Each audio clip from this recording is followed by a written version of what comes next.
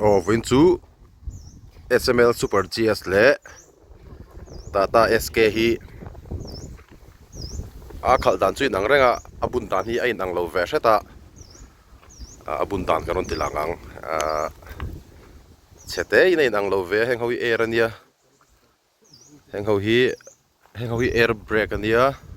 heng hoi chu hydraulic brake amanga abun da poin heng hoi hianin heng hoi adang ve seta SK ho hi adang ve set bokani kan engine ang abun dan kan luta chunga kan luta ni chuan SK a chuan hi PTO lampang ani steering nei zok hi hei engine brake khania hi engine brake kan on hian exhaust brake angani zok chu te kan on khan kong chuka te khan anor na deuh thina wang khan brake kha tian kan tlo zewa ka khanin khu ta khu chu na kan tia khanin hetian in khar khep thei oma kha switch khan azu khar ta kha khan exhaust kha lo hu pa niang chu kha khan engine RPM kha ron ti niam ta chon brake mang tok lo khan engine atang khan ro in throi mong ta kha lo ta lak di de khanin brake kha ron pui ve ta ei hi kan on thin ta ma se a ruak vel chong kan on ngai chong lowa lot kan laka bikin chuka kan on ta ni te kan on khon da brake hi he lai mi hi te kan ra zo kon switch het lai hen oma ti lai hi hemi ning chu te kan ra zong khi kaw thet khian aron kaw zeu khianin he ta exhaust a hianin a butterfly MTM kho khang kha ka chiang che lawa khami kha ain khar khep ta ka khan engine kha ron exhaust borok chokum hum tur kha khar ni berang chu chon kha khan engine RPM kha ron ti down ta vak ta chon brake kha atlan mon na khan ron puita adin na khop ero chon huk thei chong lo ta hi chuk bi ka kan on thin ta ni chon hemi abul chiami hi PTO on na khani thung ta PTO kan on ma hian alei kan bundon ta ni alei kan bundon dona motor kha lo nung ta chon clutch kan rap tlum ta chete second thum ve kan ngak kheta khan gear vir han re dawla kan hi PTO hiten kan on ta chuan PTO kan ona clutch kan thla ta clutch khu hei kan thla ta ni chuan heti lai lever hi body lever hi ten kan nem thla khian ten kan nem thla ta a body kha aloin up ta ni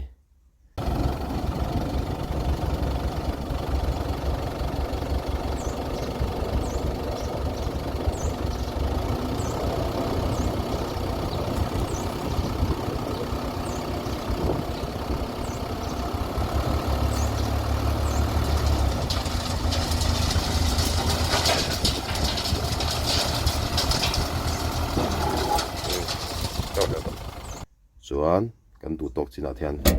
aron le mai ta chuan kan down don chuan chung zong in ten kan pot chho ta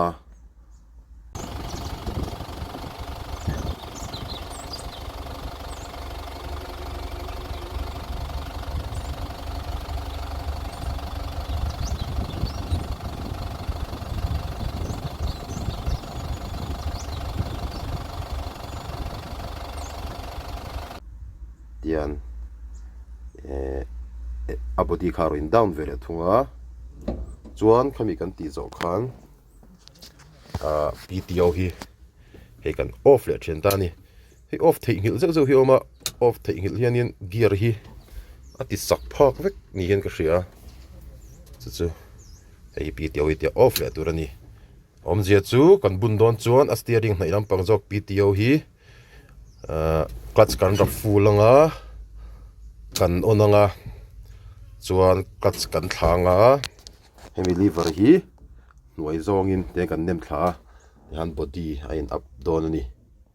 kan body in up charchara ain up chung jong khan ten kan nem charcharanga a full nuwa khanin aron ti tanga kan thlanga chuan adwa tian kan kuai chho lenga body kha in down tanga body hi down full pop hi uom ve thina a thlen don tre patin kan thla hri ta zoi te in chesia khan in ka turin tian zoi ten kan ti thina ni khati de zong khan ni mai sk chu engine brake hi lot kan han lak ri ta kong chuk vela khan kan mang thina ten kan ona tia kalpa tia on off zo khan ni mai switch set te tia on khan ni mai chuan SML ve thung hi hi adang vele seta di dan phung kan thulut leang yo yeah he khawi chu start don po khan neutral a hian da de kher angai ta ni chuan air brake ania hei hi hand brake khan ni meya hei hi he ti zonga koi chho hian ti kan koi chho ti khuan hand brake kan suit chia ta chuan hand brake koi don chuan hei tian ti chho le a he ti koi chho hian ti khan hand brake ani ta chuan kan start don chuan hei hi neutral a ten kan danga chuan kan start don ani kan start tanga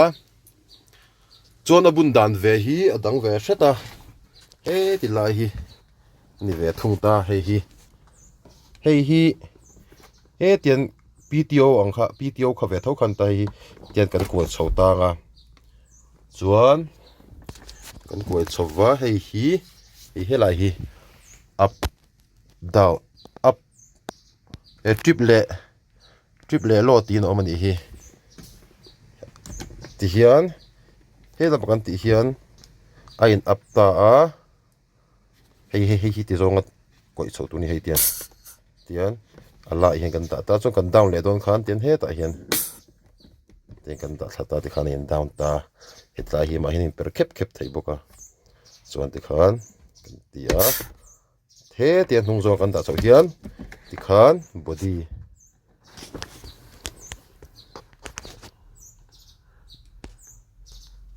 ti khuan hei hi tian kan ti chhowa he ta kan ti hian engor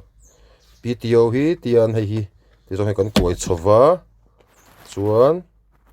hei hi tian kan koi chowa he ta hian ti hian body a in up ve thung ta ni ti khan in up chara ti hian a body hi a in up chho a in up ve le ta a hi kan huang hian khan kan lanor nung lampanga liver kan lanor ta char ta hian in up meka in up full thleng khan kan tianga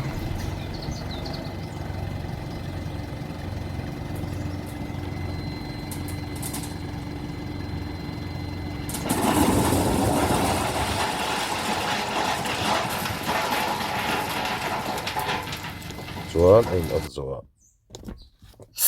ti hian kan ti de ta ala ya kan down don chuan ma zong in kan ti ve le thung ta ni ko in pe khep khu ti khuan in down ti hian muang chang in a in down full thleng kha zoi muang in ti khan kan down le a ta ti hian la line kan da le yang chuan hei khawi engine brake kha hetia etlai hei wiper control na hin tian ti zong hian kan nem chota te khan hei hi kong chuka khan engine kha RPM kha a in down ta ma khan brake na ta ka mang lo khan om ve the ta SK a switch ang kha tian dor chho ma zonga ti zonga tia ma zong dor chho top tur hi ta ni chuk vela kan tan chuan hei hian a throi ne khop mai chuka po a throi ding ne kan ti a din na khop ni lovin a throi muang a RPM kha ron ti niam phakop me brake a zut control vak lo khan chuan chuka lo chuan kan mang lutuk lem hlom lo hetia koi thak le top hin mai ti hian a tun lai phei chuan in hei lir thei khal hi a har sa to lo mitin mai hian in lir thei kan kol fer fur to two wheeler nen ngat pe chon in tin deuh to hian kan kol moti mai to tur hi nia lir thei khal hi a har sa to lo khop maya tun ma deuh te kha chuan lir thei khal hi an har sa khop maya lir thei te po khan na zongin nan nei lowa an nei te ta te kha he ta khola tak tak mi te mo zui te nga ya shom tam tak tuarin thei pa to pin te khan an zui sham te khan lir thei khal thiam na valo chuak tur khanin shom tam tak te tuarin manin lumpo thalel thei lovin te khan anan chuakat khati chung khan lir thei khal te khan an thiam chuak sham thina tun lai hi chuanin lir thei hi kan atam to em me nei kan tam to chumi wang chuan thil chu kan manin kan nei chuan engkim hi kan thiam ve ngal hi ani zel to meya tun lai ngat phei chuan lir thei hi a me pa in khal thiam hi kan tam jok to ang ti tur vel ania chumi ni wang chuan hei ke ni ang te pei chu lir thei changkang takani lawa kar tun lai kar chok tar te pei chu azir tur tam tak omanga ma se ke ni hei heng chupar kan ti ta thok chi how hi chu olsam mm ya motor khal thiam pa ngai tan chuan gear thla ka hei ma se tlem hin a gear te poi hei ki mai in zia ka car vela first gear thin kha be gear ania second gear thin kha first gear ania tiang khami te khania a khal top te chu tian har lawa tian car te anga chuka po gear te vela han tlan vung kha a chi lawa ti ni mai heng ritpur hawi chu chuka te lot kan lak chuanin chhozonga tlan pui zona gear khan chuka po kan tlan ta entirnan chho kan tlana second gear a ina zo tok vel chhowanga kan tlana angkha kan chuk le chuan second gear tho khan ti khan kan tlan thaleya chuan engine brake te nen khan ti khan kan tang thla a engine brake kan ti la kha a brake ron pui tu nat taka a brake ina anok tur rondang tur khan a speed car on timuang ve khani me a brake sel tur te kha khan venga khang deuh mai khania car te hi chu entirnan chuka te pokan an tlan ta number 4 te pon kan an tlan thlapur pur ta brake in kan an veng brake hin a hne khop maya brake in a ven thei vek ta ma se heng motor lian ve deuh hlek lot la chi yang te chu khatiang khan tlan chi ani lova chuka kan tlan pon ni china kan soyang deuh khan chhozonga kan tlana a zo tok na gear khan ti khan kan tlan thlamaya ti khan engine brake te nen ka in veng thlata lot la te pe chon han tlan thla pur chuka te po han tlan pur chi khan ni hau lo thunga khang vel khan ni meya danglam na chu katilaya khan bun tur khanin chete khanin danglam ve hret khawma heng lai PTO ona aliver han koi pa te clutch han ra tlum pa kha khami chete danglam na te kha kanon tilan thei chu nia atam jok tan pe chon atangkai lu tuk lem kher lo me theya heng natok chi motor khal chi kan diwak hlom lo me theya tlem zong ina chete tala lok nan lo nei pi ve the takin khati zong khani te se kanon tilan thei chu